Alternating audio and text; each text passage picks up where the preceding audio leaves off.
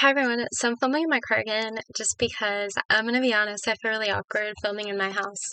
So, and sometimes there's interruptions, so I figured I'd just film in the backseat of my car again.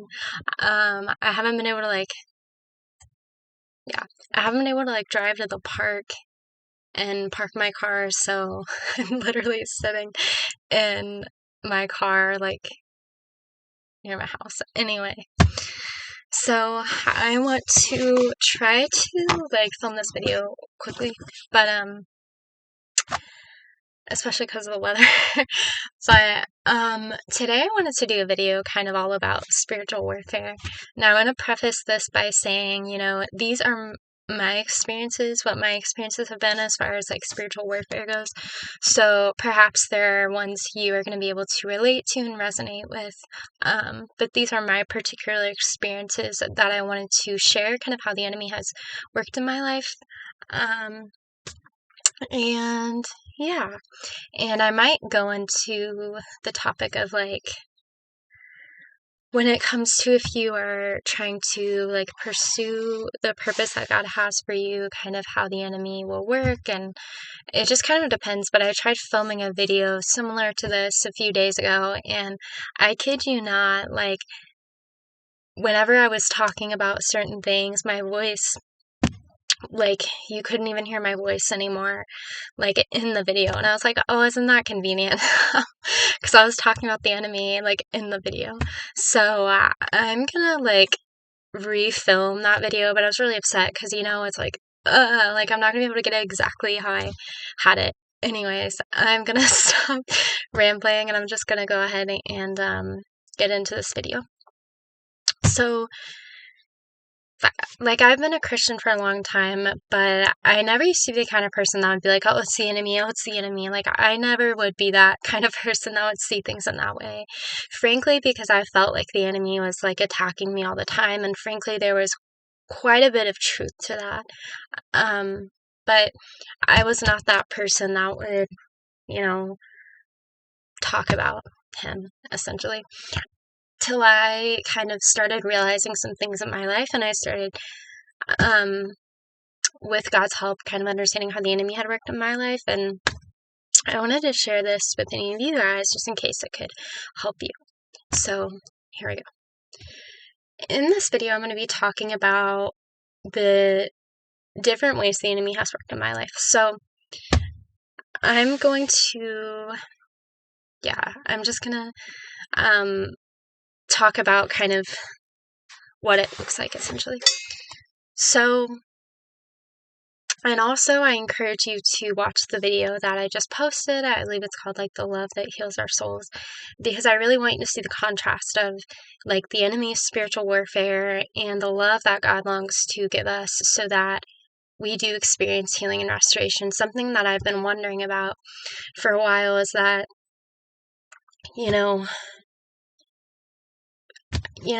I believe God longs for healing for all of his people, but I believe it's the enemy that tries to fight and attack and keep that from happening and try to distort our understanding of his love and who he is, and is always kind of trying to bring these attacks into our life regarding spiritual warfare that we deal with, which I'm going to get into.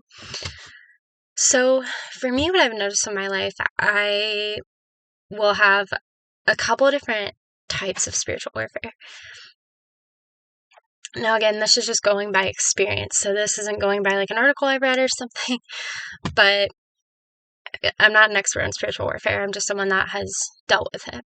But one of the ways the enemy attacks is what I call his daily attacks. This is a lot of time him kind of attacking your mind. For me, a lot of the time it can consist of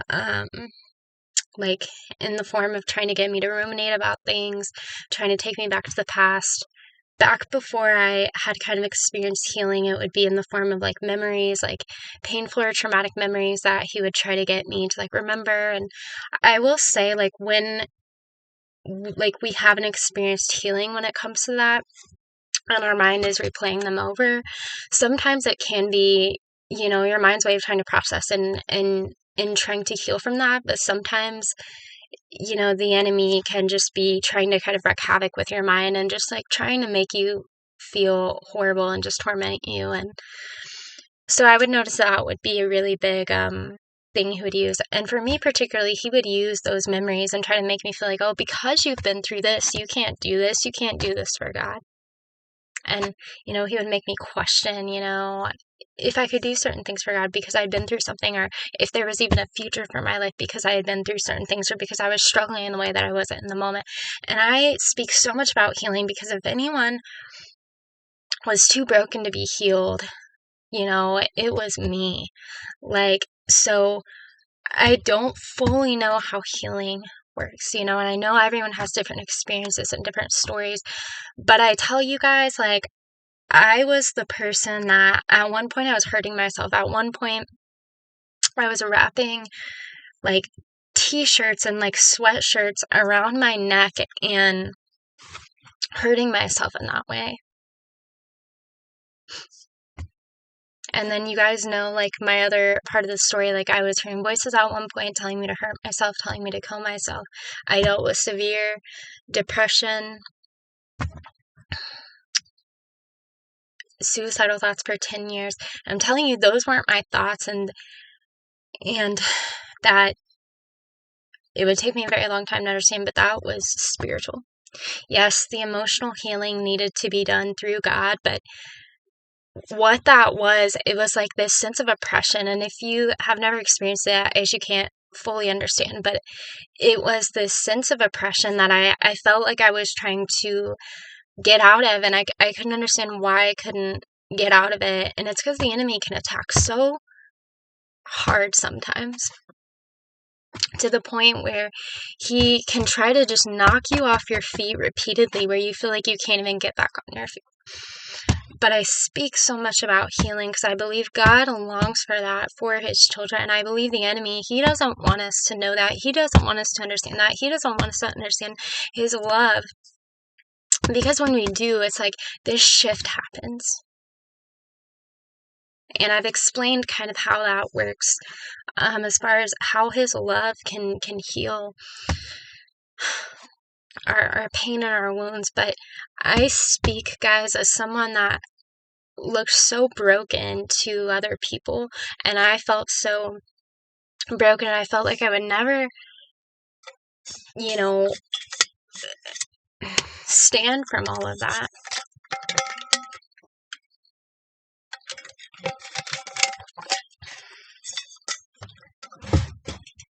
Let alone get through all of that. So I want you to understand,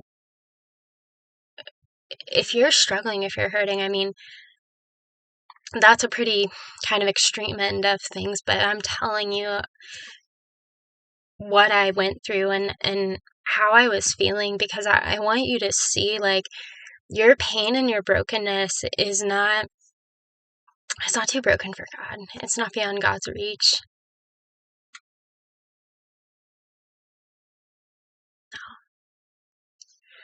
People made me feel like that. People made me feel like, I wouldn't ever be okay, that I would always deal with things my whole life. And it wasn't until, I'd been spending a lot of time with God, but it wasn't until I wasn't that sobbing, broken person anymore that I was like, wow, God healed that. I never knew if I'd ever get out of that. But he did, and I want you to understand that I believe it's the enemy that tries to fight and attack so hard. He doesn't want you going in God's presence and seeking him and spending time with him and understanding his love for you, especially if you have been through certain things in your life. Because he doesn't want you working for God's kingdom, but he doesn't even want you being in a relationship with God. Not only because more people will be experiencing restoration and coming against him and his kingdom of darkness, but also just because he hates God and he wanted to exalt himself above God, and so he wants to turn as many people away from God as possible and distort who he is, I believe. and for as many people as possible to get knocked out of the purpose that God has placed on their life, because there's a purpose for your life. There's a reason you exist. There's a reason you're here. The enemy doesn't want you to know that, but there is. Okay, so that just kind of came out of me. I definitely didn't plan it, but there must have been a reason that it did. But guys, that's why I speak so much about healing and so much about his love, because I was that broken person. And I don't know if anyone is watching this video, but if you feel like that, I want you to know, God can heal that pain. It's not too much for him. You're never beyond God's reach. No matter what you're struggling with, no matter what you've done, and he loves you. It's the enemy that wants to make you feel like he doesn't. It's the enemy that wants to try to keep you from experiencing that restoration that only comes from the power of God's love. Okay, but I encourage you, watch the last video I posted on, the love that heals the soul, to understand how, God's love works. And I even kind of gave some, I guess, more like real life examples that have been really helpful in my own life. But for anyone struggling, please watch that video. Okay, so sorry to get in his hat. So yeah, the enemy, for me, he can work through daily attacks in the form that I just mentioned, through forms of rumination. It can also just be like really critical thoughts, any thoughts that don't line up to the word of God. So even if he's like saying like, oh, like, there's something wrong with you, like, there's something wrong with, like, this part of you, you need to do this to improve, like, the way you look, or you're not enough, or, you should be ashamed to speak, or whatever the case may be. Like, he'll also work in those forms just to kind of wear you down. And just, the enemy really has a tactic where he really wants to knock your self-esteem low, because if you really know who you are to God and the way he values you and loves you and how he sees you, like, man,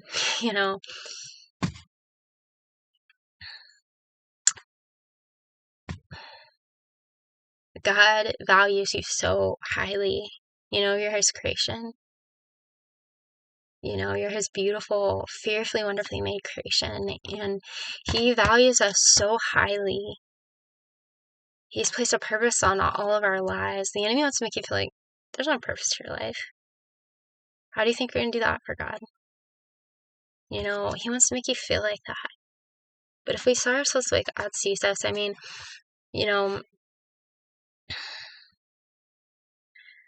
we think of, for one, God is the creator of all things. He's God Almighty himself, and yet he thought of us. He created us. We're loved by the creator of all things, and not only loved, but that we can have a relationship with him, and that he longs to be in relationship with us, that we're worth everything to him. And when he sees us, it's like he sees us, and to him we are enough. Through him we are enough. Not what the world says, not what society says. Because the enemy works through this world, right? So the lies of society make you feel like you're not enough, you can't amount to things, or to take our eyes off our like true purpose on this earth, through trying to make us feel insecure, trying to slam it down our throats that we're not good enough, through comparison, all these different means. Because that's what the Bible says, Satan, he's the prince of the power of the air.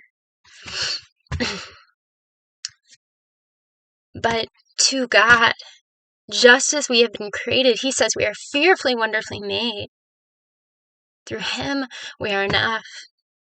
To him, we are beautiful through his eyes.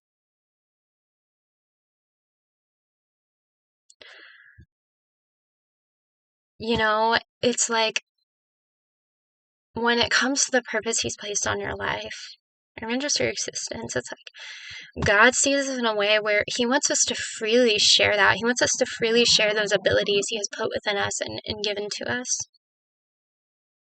It's the enemy that doesn't want you to. But God is the person that wants us to freely share them, that reminds us, we're fearfully, wonderfully made as He has created us.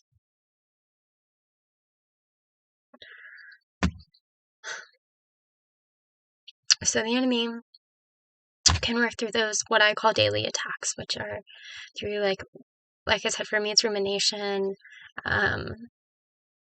like memories, trying to take me back to the past, trying to wear down our self-esteem. Because if he can wear down our self-esteem, and believe me, he will do that through people around you, he will do that through people you care about, their opinions. And yes, he'll even do things from like a young age, like don't put it past him, he's very strategic.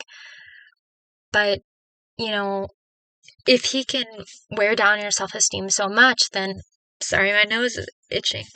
If he can wear down your self-esteem so much, then, maybe he thinks, try to get you to a point where you never fully walk in confidence of who you are and who God has created you to be and that purpose He's placed on your life. Because if he can wear down your self-esteem enough for you to think that, oh, I can't possibly do this, or who am I to do this? Well, maybe that's the very purpose God has put within you. Maybe, just maybe. But if he can get you to doubt yourself so much and second guess yourself so much, then it becomes this hindrance to us really, really sharing the abilities God has given us freely and really walking in that purpose that He has placed on our lives. So he will try to do this, and he'll try to make you feel like you're nothing and, you can't amount to anything, or he'll use different people, sometimes repeatedly, try to knock your self-esteem down so much because he thinks then you'll never walk confidently in who you really are. That there's a reason for your existence. And that, God has placed a purpose on your life, but He doesn't want to see that be fulfilled. And He doesn't want to see more people come to God and worshiping God, and more people, being inspired to fulfill their God-given purpose.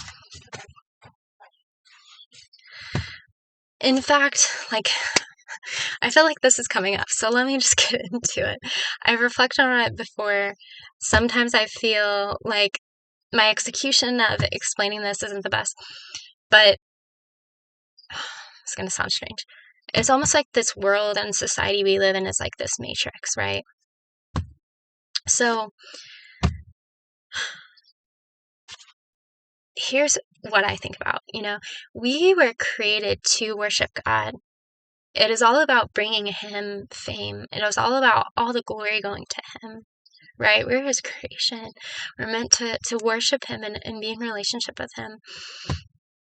But we have, a world where, even just within society, it's like it becomes about people, and it becomes about people making their name great, right? We even see it like in the Old Testament, talking about the Tower of Babel. They're making this tower, and they're like, thinking, our name's gonna be great, right? Yeah. So, I think about that. Our purpose is to glorify God. Our purpose is to bring fame to Him.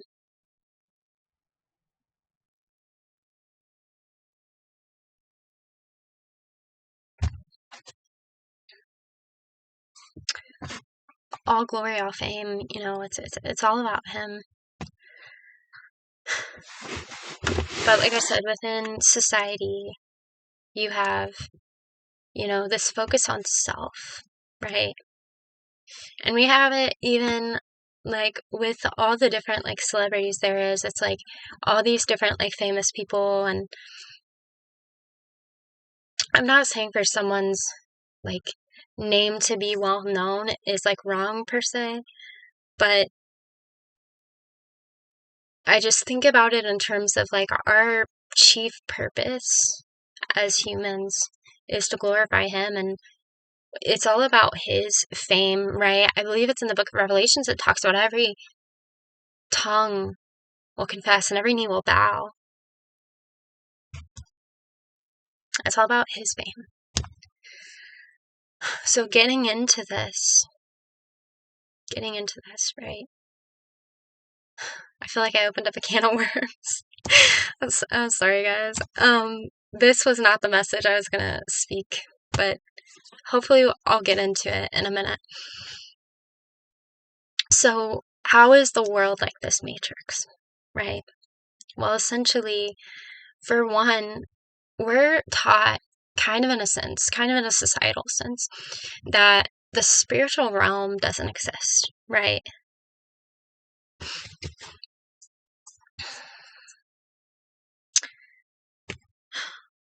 We're taught that to some degree, right?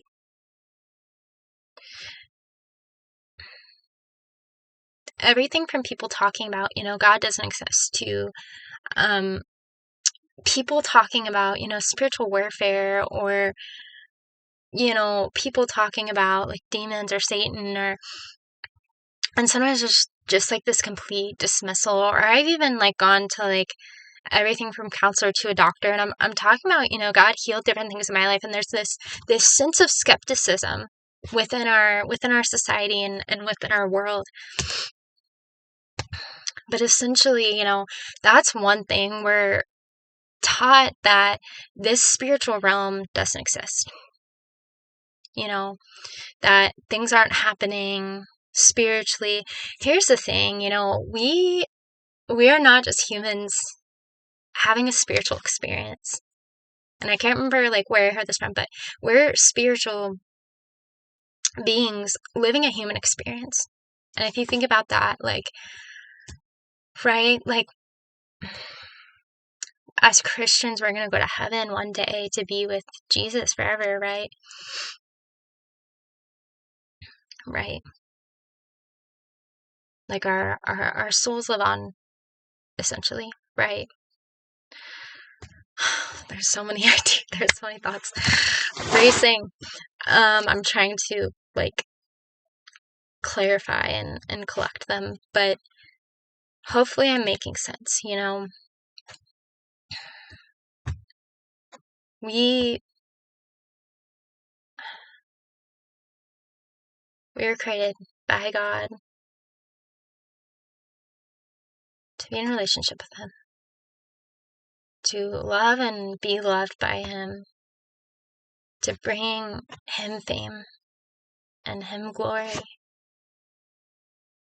There is a kingdom of light that exists. Heaven exists. God exists.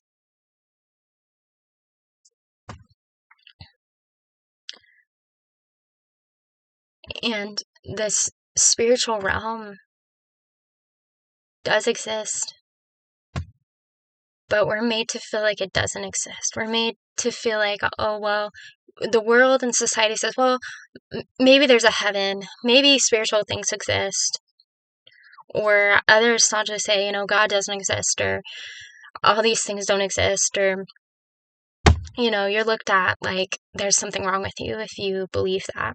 Yet people have very real experiences, spiritual experiences, and there are, healings and miracles that people have experienced in their life from God. Things that can't be explained, things that can be explained by science or reasoning, essentially. But we're made to feel like the spiritual realm doesn't exist. And what makes no sense to me, I'm gonna say it because I cannot wrap my head around it. What makes no sense to me is we can believe in aliens as a society, right? Everyone's always talking about aliens, which I'm not going to go into my theory, but we can believe aliens exist, right? Extraterrestrial beings, essentially. But we can't believe in spiritual things. How in the world is it just me, or how in the world does that make sense? Because I don't understand it. But, it's like we are made to feel like this stuff doesn't happen. We're made to feel like the enemy doesn't exist. The enemy isn't real. Satan isn't real, yet he wreaks havoc in people's lives every day. And if you have been through things in your life, or heck, you relate to my story in any way, you know, like, it feels like there's this invisible force trying to just keep you down and just attacking, even if it's in a mental way, and just, it feels like you're being, like, oppressed in a sense, not physically, but now, how do we get into, you know, kind of this matrix idea, essentially? Well, Satan wants us to think that spiritual realm doesn't exist, that he doesn't exist, that he's not the one, you know, that's really wreaking havoc, or that's really working through people. I'm going to read a verse from the book of Ephesians.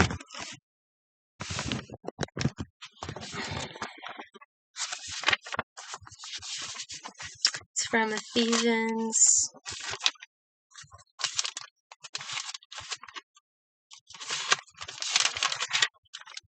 I believe it's 6.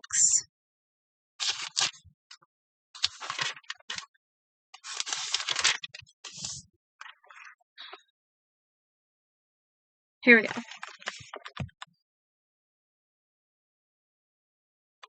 It's verse 12. And it says, "For we wrestle not against flesh and blood, but against principalities, against powers, against the rulers of the darkness of this world, against spiritual wickedness in the high places."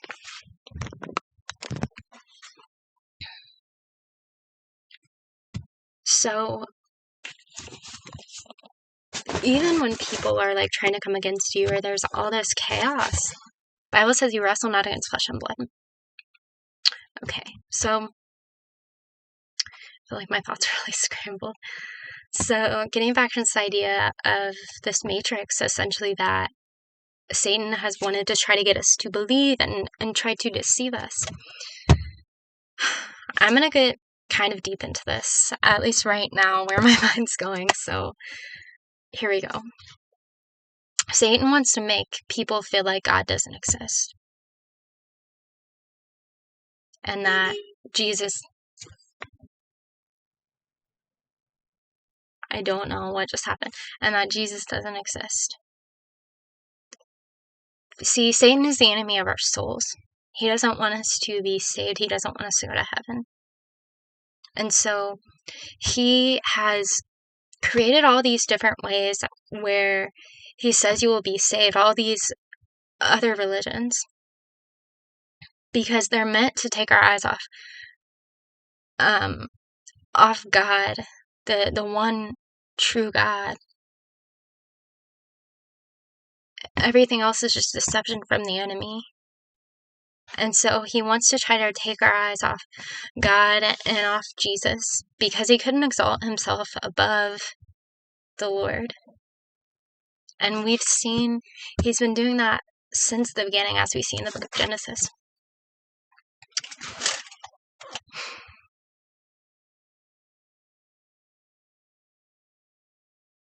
He has tried to convince people either God doesn't exist and heaven doesn't exist, or that there's all these ways you can go to heaven, when the Bible says there's only one way. Jesus says, "I'm the way, the truth, and the life. No one comes to the Father but through me." And I'm telling you, it's not other people that are like saying this in a way where like other people are trying to be disrespectful about other people's religions. It's the enemy that has created all these ways. Like I said, because he doesn't want you to know who Jesus is, and he doesn't want you to be saved. And so there's this matrix where he's trying to convince people of this and make people feel like this is the truth. But it's like the reality is that heaven does exist, God does exist, and there is a very real spiritual realm. And just listen to people's stories and testimonies on coming to Jesus or what they have experienced spiritually to understand, like, there's so many people that have had different experiences. Like, it's a very real thing, you know. But that's one way that the enemy has created this matrix. It's this illusion that he has tried to get people to believe by trying to deceive people from the truth. But as I mentioned, he's gone even further within Christianity by trying to make people feel like, you know, they have to do something to save themselves or keep themselves saved, plus what Jesus has done, when it's only all that Jesus has done that saves us. So he is tried to deceive in all of these ways. And there's like this matrix that exists where what we are taught as far as the truth goes is like this illusion. Hopefully you're still with me and I'm not confusing and that I'm making sense, because I feel like I'm not making the most sense. So then tying it back into like our purpose, right? By trying to make us feel like the spiritual realm doesn't exist, by trying to make us feel like, you know, we don't have a purpose, God doesn't exist, like, make us feel like there's not a God that loves you and values you and came in the flesh so he could be with you forever, and that only he can satisfy that emptiness in your heart and in your soul. Only he can heal that pain that feels like it's just shattered your heart and soul. He wants to try to make you feel like, no, none of that is the truth. Why? Because it would mean less people working for God's kingdom. It would mean less people coming to God, less people fulfilling that purpose God has placed on their life that the enemy also wants to keep from happening. Why? Like I said, simply because he hates God and he couldn't exalt himself above God. So he's always trying to turn people away from God, turn people away from the truth, that people won't be saved, people won't live out their purposes for God. And just in general, the enemy, the Bible says he comes to steal, kill, and destroy. So he is the kind of person that wants to destroy people's lives and just torment them, just because that's who he is.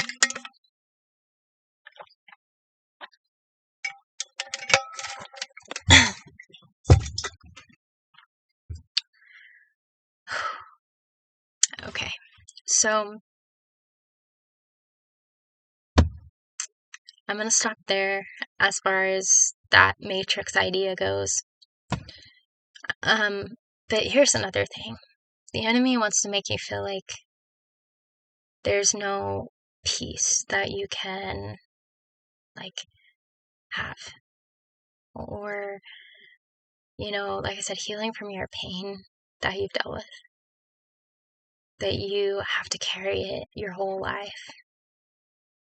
And I used to wonder that and question that myself. But he's the one that wants to try to attack that and keep you from experiencing that.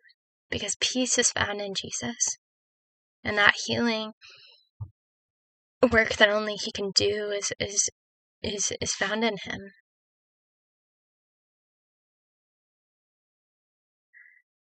If you've ever looked for peace, you know, and a bunch of other things, or you've always felt this sense of emptiness, you know, there's a reason why, because we're meant to be in relationship with God. And if you have not, like, if you haven't experienced that, like, love he has for you, where you're reminded of everything Jesus did on the cross, and that, you know, we are saved only because of him, but you have felt a lot of confusion or anxiety or fear, you know, it could very well be possible that you have, you know, been told about like religion, but haven't truly known who Jesus is based on the scriptures and based on all he has done and his immense love for you. And so to anyone that maybe is not Christian, I want to encourage you not to give up. And I'm trying to talk about how the enemy works, because he's the one that doesn't want us to come to that place, essentially. So back into the enemy's tactics of spiritual warfare. So, like I said, we have the daily attacks, and I mentioned why that is. We also have what I call just the bigger attacks. This is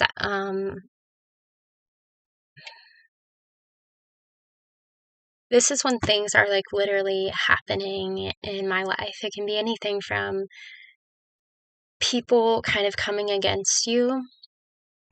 It can be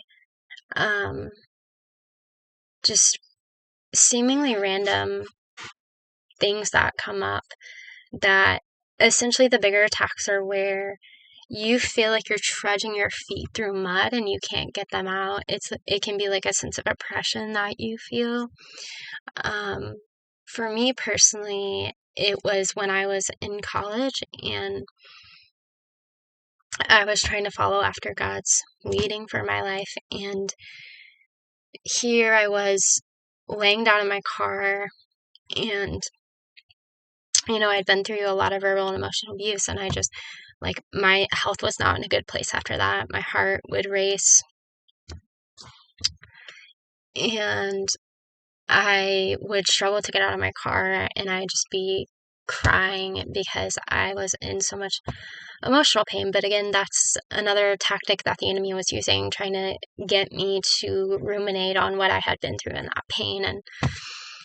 But I was laying in my car crying, and on top of that, in that moment, everything feels so overwhelming. So this is another tactic of the enemy. He'll make you feel like, how are you going to get through this when you're dealing with this? He'll try to make things feel hopeless. He'll try to make things feel just completely bleak and dark and make you feel like you're never going to get out of something. But when I realized that, it was the enemy doing this, I would turn on worship music, and somehow I would just be able to sit up in my car and my heart would kind of stop racing. And on top of that, I'd actually be able to sing in that state, which would be very shocking because I would be so out of breath, before that. But that sadness would just lift, and I would start understanding. I'm like, oh, this is the enemy.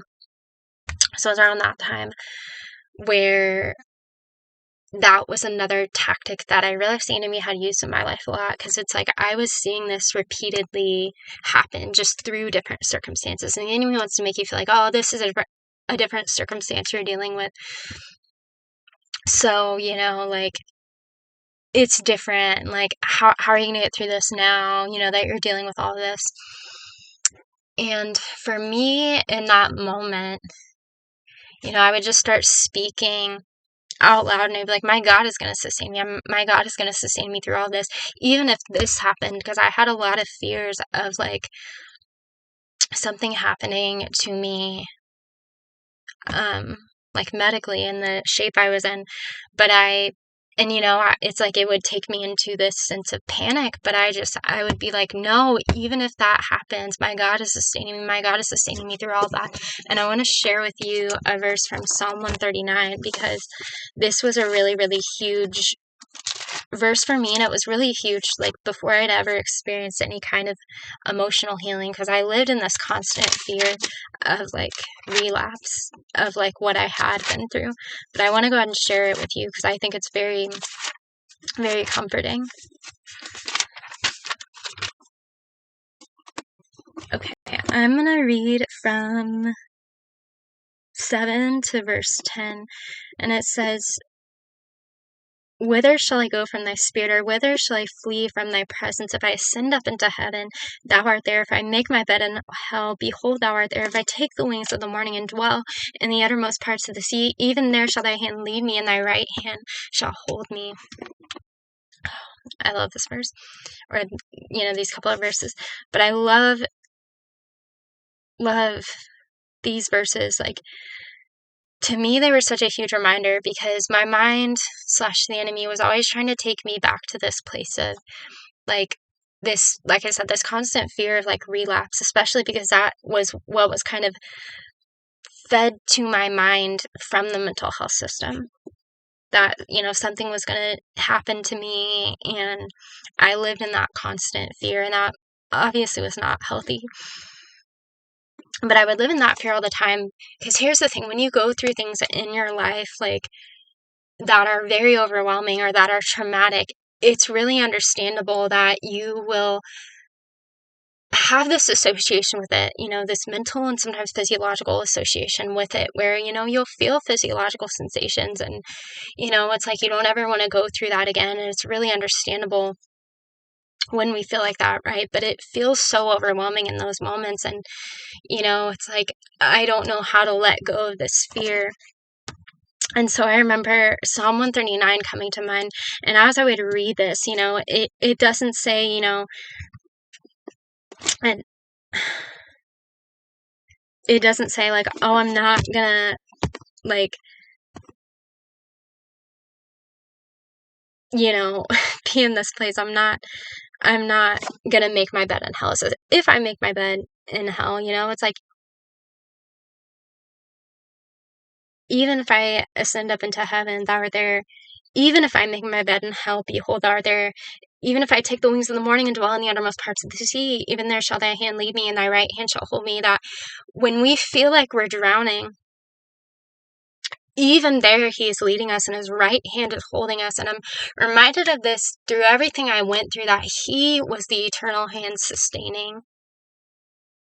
And I tell you, like, it is something that I need to be reminded of continually, no matter what I'm going through, because life is hard and it gets really dark, and the enemy just wants to try to put you into this place of hopelessness, and try to make everything feel bleak and dark. And a huge part of what makes that so overwhelming is the circumstance is hard enough and dark enough, but then it's like he tries to make you feel this sense of hopelessness of, now how are you going to get through it?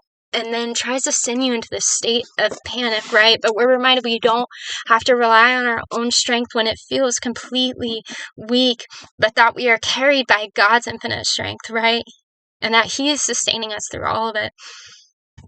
And so I love these verses, and that was a really huge, like, turning point for me, as far as, like, even though I had those fears, it was like, but even in the midst of those fears, even in the overwhelm, the enemy was trying to make me feel, but it's like, but even if this happens, because sometimes when there's a sense of uncertainty, I don't know about you, but my mind has a tendency to obsess and ruminate, especially, like I said, if it was traumatic or overwhelming. So, in those moments, it's like, there is that sense of complete uncertainty and unknown when it comes to certain things, and it's understandable that it feels very terrifying when those thoughts come up, but it's like, it was like, even if that happens, right? Because you can try to say, oh, this isn't going to happen, right? Sometimes it doesn't quell the doubt in your mind, right? Sometimes it doesn't silence those fears, right?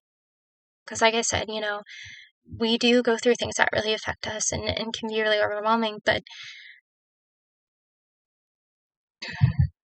it was like, these verses in particular, it was like, even if this happens, even if I go through that again, even there, his hand is leading me and his right hand is holding me, and he is sustaining me through all of it. And so as I would start to, like, speak this to the enemy, and I'd be like, my God is sustaining me, a lot of that overwhelm and that sense of hopelessness would just kind of fade, because that was something the enemy used to do with me all the time, and he used to just send me into panic, and I'd be crying, and it was in those moments where I would realize, hey, you know, yes, this circumstance is actually happening. This is what I'm seeing in the physical. This is what I'm feeling and experiencing. But the truth that holds firm and sure is that He is sustaining me through all of it. My God is sustaining me through all of it, just as He has sustained me through everything before that I felt I couldn't get through. And in Him, there is peace, knowing that He is carrying me, He is sustaining me. And there's rest. In Him I have rest.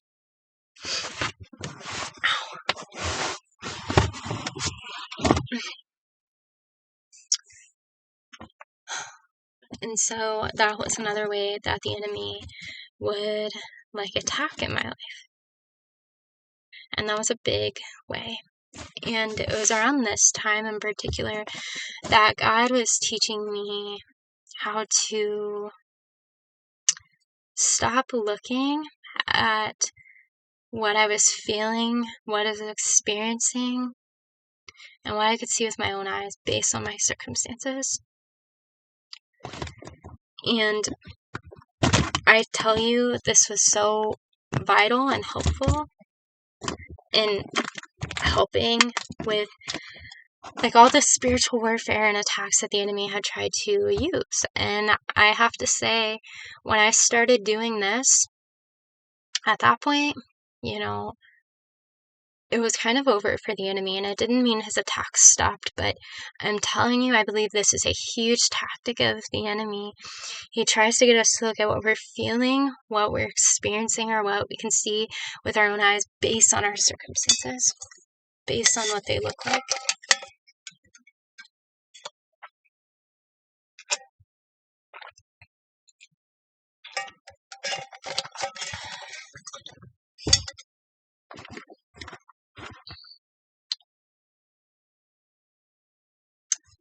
And so,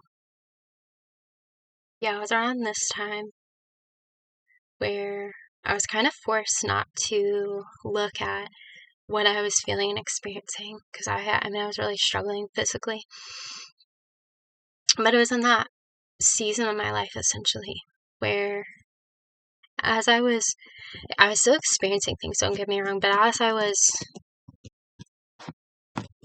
reminding myself, God is sustaining me through everything. And then he was trying to make you feel like, how are you going to do this with your life when you're struggling with this? Just me standing on, but my God, He will do all things through me. If He, if that is His purpose for my life, to do things through my life,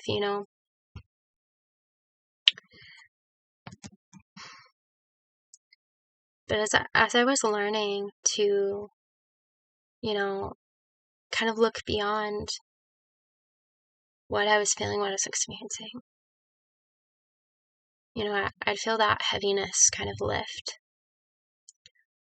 And I tell you, it was so huge for me to learn to live in that way when it came to the attacks of the enemy. Because God really used it to strengthen my faith. Because, God wants us to walk by faith. The Bible says we walk by faith, not by sight. Because He knows when we are walking by faith, we are going to have so much more peace as Christians and as humans. Why? Because the enemy's trying to pull you into these circumstances and these situations that you're going through, make you feel like you're not going to be okay. And this sense of hopelessness and panic. But when we stop looking at that, when we look beyond that,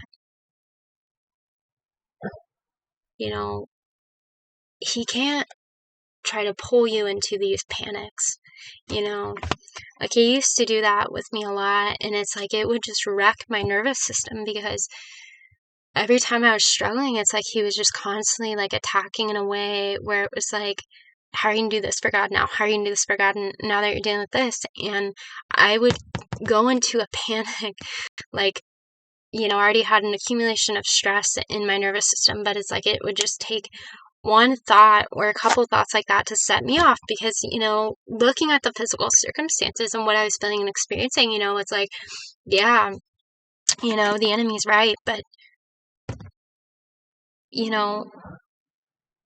it didn't change who God had been in my life. And as he'd remind me, he had brought me through everything in my life. And he was going to bring me through this too. And that nothing could come against his power.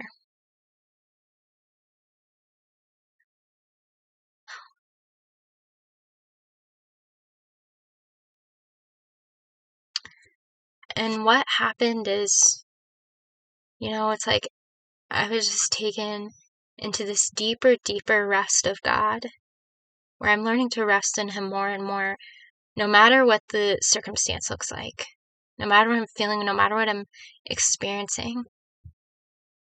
The Bible says, my presence will go with you and I will give you rest. And I believe, rest, we can talk about it from a salvific viewpoint, but I believe there's so many amazing components of rest. And I love talking about it. It's been so life-changing.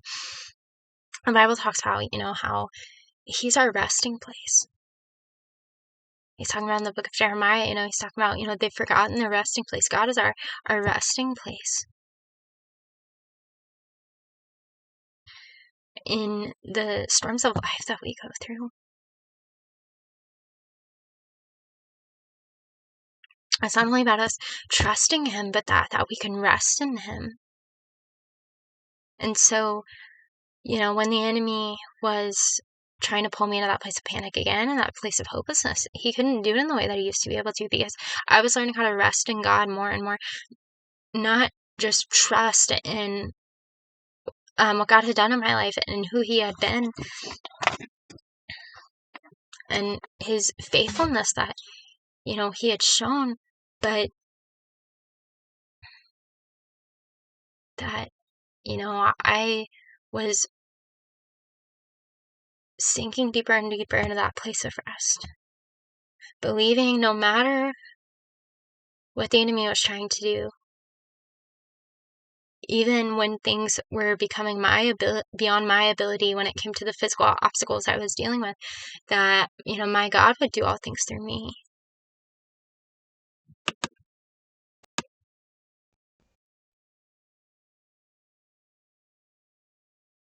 Learning, I could rest in his strength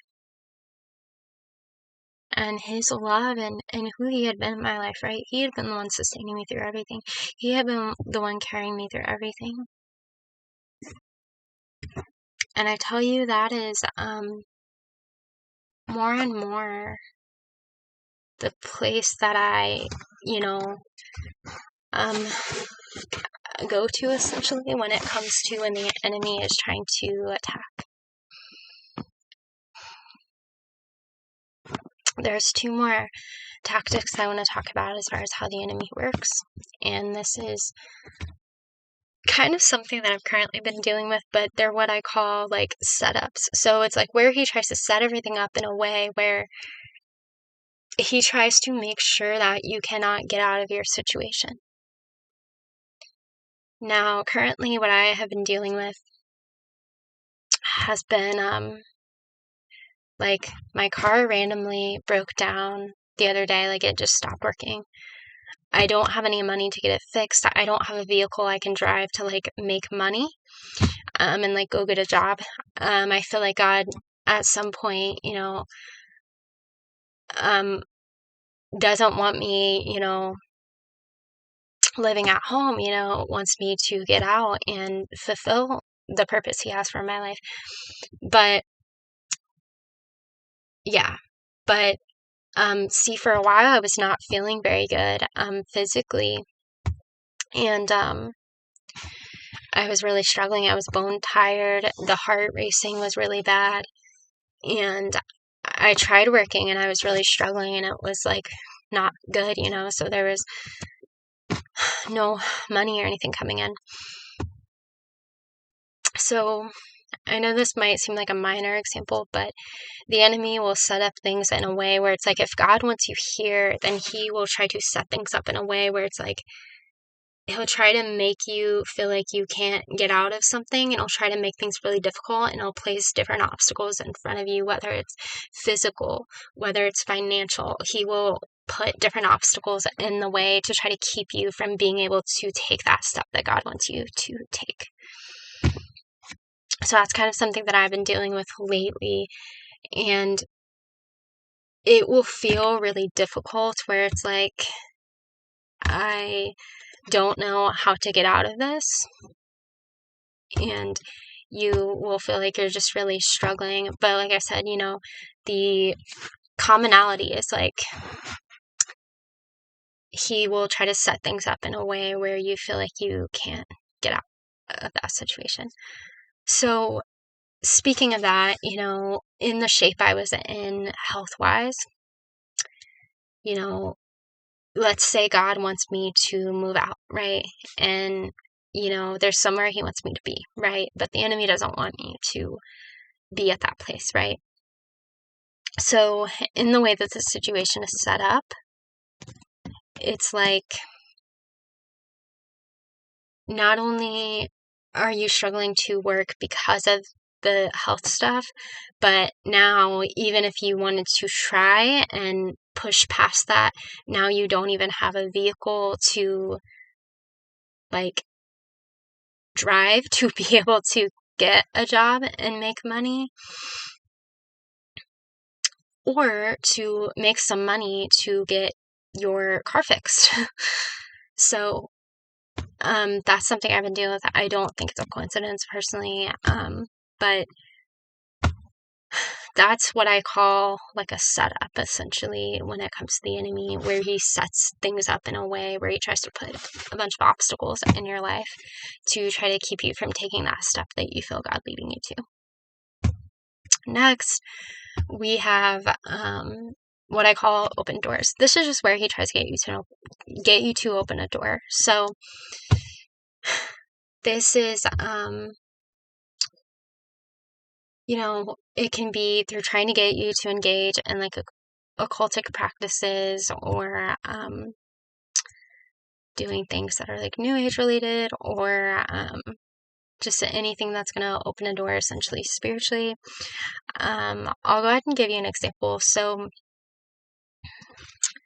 I went through a time recently where I had like two different people, actually three different people. So you guys know partially the story of me going to a counselor, and this counselor is like, she's digging into my past essentially, and I'm talking about part of my testimony, and she's just like planting doubt in that God didn't really heal that, or no, there's like some suppressed or repressed memory that's gonna come. And like, it's very interesting though, because it's like, I acknowledge like how far God has brought me to not struggle with some of the things that I do. I know there are other things I struggle with, and I know like there's still some things that are unhealed, but not to be crying all the time is huge improvement, and to not have suicidal thoughts and consider myself as feeling severely depressed, that's light years away from like where I was,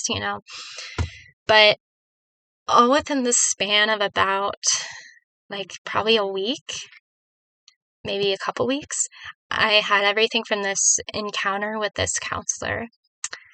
And see, God had already done a lot of healing emotionally. So this person was really trying to dig back into my past. I had started going to her because I was really struggling with eating, and I didn't know if I had some like disordered eating habits kind of coming back, but I was very exhausted. My appetite was out of whack, and I wanted to understand, how can I, deal with this? But she's starting to dig back into my past, a lot of the things that God had been healing, and that was one open door that I believe the enemy was trying to open to try to get me like back into that place where I was crying and memories are being opened up and all that stuff. So that was like one thing, on top of like planting seeds of doubt on what God had healed and my testimony and things like that. So then within the span of about a week or 2 weeks, someone that I was like living with at the time, I was talking about how much I was struggling, and I meant physically, because I was trying to work at the time, and um, I'm not going to get into the full story probably in this video, maybe later, maybe not, but I just was struggling, and I had a very scary moment physically when I was going through everything I was, and I had texted her, that things have been rough, and she had mentioned me, like, doing some sort of healing, and I'm like, no, this is physical, this isn't mental or emotional, right? But because I'd gone to that counselor and she made me feel like, there was something wrong with me and my perceptions were invalid and they were wrong, it was like I got very close to opening up a door at that time. So this person, mentioned for me to do sozo healing. If you don't know anything about that, it's this Christian form of healing, but it uses like New Age concepts such as like visualization and stuff. So anything that kind of has any link to that, honestly, it might seem paranoid, but I'm going to be kind of wary, especially like kind of some of the stories that I have heard. But it's very interesting because within the same span of time, I was talking to someone else because I didn't have a support and I didn't realize the environment I was living in was like something going on, essentially. And this person didn't have my best interests at heart. But I didn't realize that at first, and I wasn't really thinking the straightest, and I was struggling with health and all this stuff. But basically, this other person, I was calling for support, and I just was explaining things and kind of what I was going through. And they ended up bringing up healing too. And they ended up talking about soaking prayer, which I mentioned in one of my videos. But essentially, like, at this time, I had 3 different people talk about me healing, literally trying to, the enemy was trying to get me to open up a door. Because I was not in a great place in my life, but that's exactly what he wants you to do, is try to hit you when you're vulnerable. And so, he was trying to get me to open a door in all these ways. I mentioned how soaking prayer is not biblical and can open a door up to the enemy, but that's another way I've found the enemy has worked in my life, is he'll try to get you to open a door. Okay. The last thing I want to talk about is one of the big ways the enemy has worked in my life, and this is pertaining to if you are following God's purpose for your life, or even if you have not discovered what that is, just understanding there's a purpose for your life. The enemy doesn't want you to know that, and he wants to try to deceive you and make you feel like, you're thinking too big, or there's no purpose for your life, or how are you going to do that, or you can't do that, or that's too big, or who are you to think you can do this? And like I said, he can speak through people too, plant doubt in your mind, etc., make you second guess, etc. So as I've been on this path of trying to follow God's leading for my life, even before that though,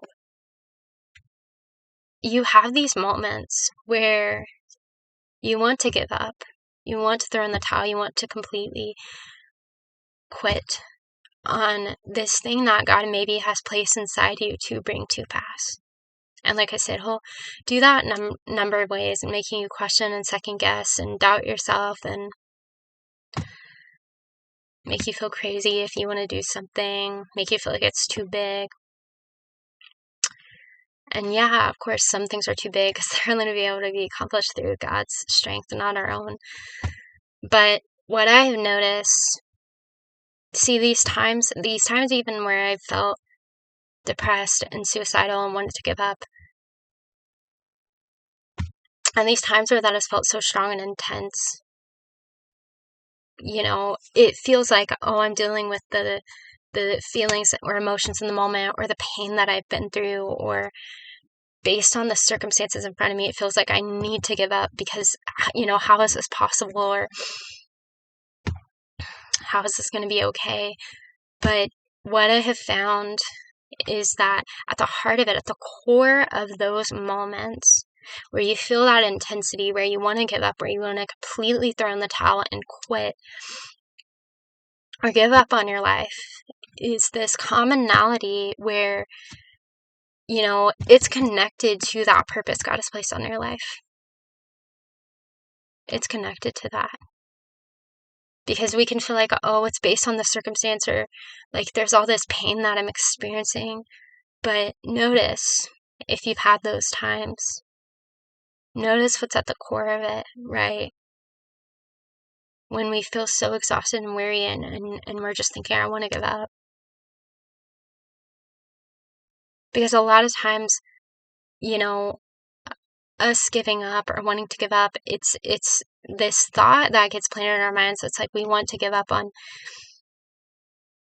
all of that thing that God maybe has placed inside of us that He wants to bring to pass.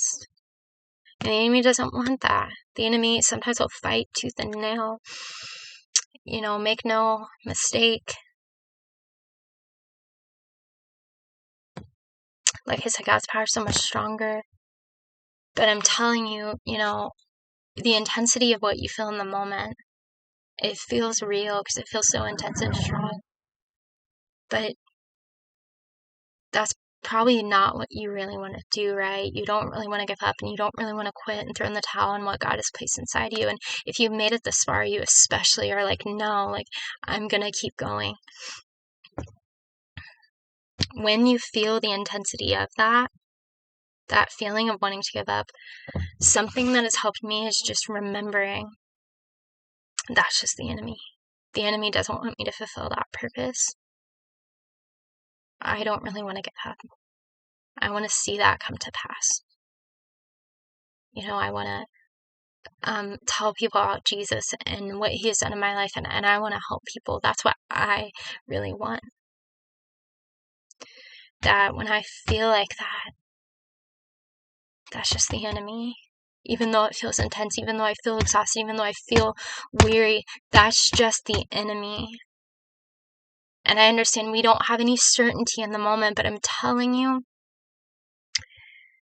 if you feel like that, and it is the enemy behind it, then, you know, that's exactly what the enemy wants, is to get you to completely throw in the towel and quit and give up.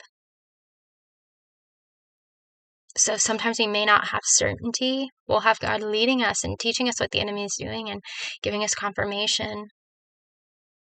But, you know, even when we cannot see or think, how could this happen? You know, it's the enemy. He wants to make you give up. So I hope you can remember that in those moments where it feels really intense, and if you were trying to follow God's purpose for your life, and it feels like a long, hard battle,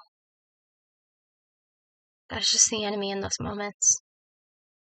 That he's trying to make you feel like what you are experiencing is real, and that is the truth. Not get you to look at everything God has brought you through and everything that you have,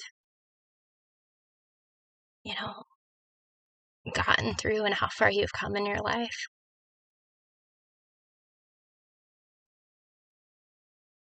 So I encourage you, if you have been in that place, to not to give up, because that's exactly what the enemy wants. To refuse to give up, to refuse to quit, to refuse to throw in the towel. Knowing that there's rest in God, and that if God has placed something inside you, He will bring it to pass. He will do all things through you. No matter the obstacles the enemy is trying to put in your way, no matter what he's trying to do, no matter how hard he's trying to attack.